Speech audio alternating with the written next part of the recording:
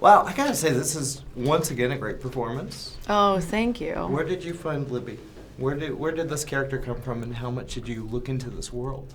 Well, I am a huge fan of true crime. Really? Yeah, I'm somewhat obsessed with true crime.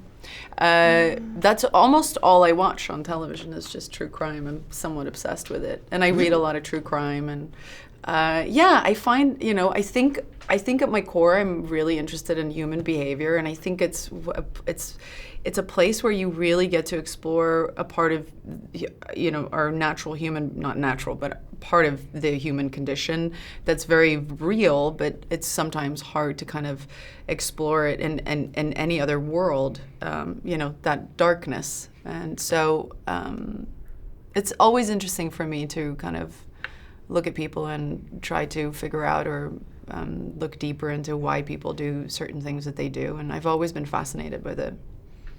So I love the world, but I think more than the world, the reason why I loved this, the book and the script and wanted to be a part of it was because at the core, the world is really being explored by great characters, and I think it's very rare where you get a movie that is as suspenseful and has a great thriller and is married to a great character study as well, not just my character, but everybody's characters in the story, and so that felt very very special to me.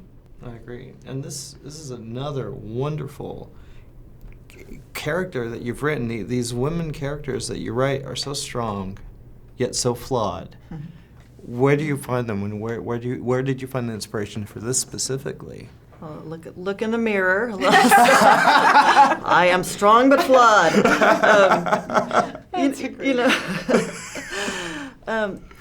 It's funny. I had started writing Libby, and I had already written Sharp Objects, which has a flawed, dark female narrator, and I was very determined. I was like, I'm not going to do that. I'm going to show the world I can do something else. And the first round of Libby was just the worst Libby ever. She was like all peppy and happy, and she could have taught jazzercise. She was so. I'm kind of bummed. Yeah, I know, right? Seriously, we need to do the alternate, the B-side of Dark Places with you doing that.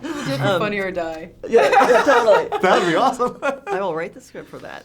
And I chalked it all up. It didn't work, and I did it right. I did what I felt was supposed to be, and so it was starting with that line, the opening line of the book, which is I have a meanness inside me, and that was all of a sudden I just had her. She clicked for me, and I knew she was, flawed and dark and sometimes nasty and also human, and I think that's what's wonderful in Charlize's performance is you never get a moment of feeling that she's worried about being likable for the audience or worried about being the usual heroine. She's embracing Libby in every angle that she is.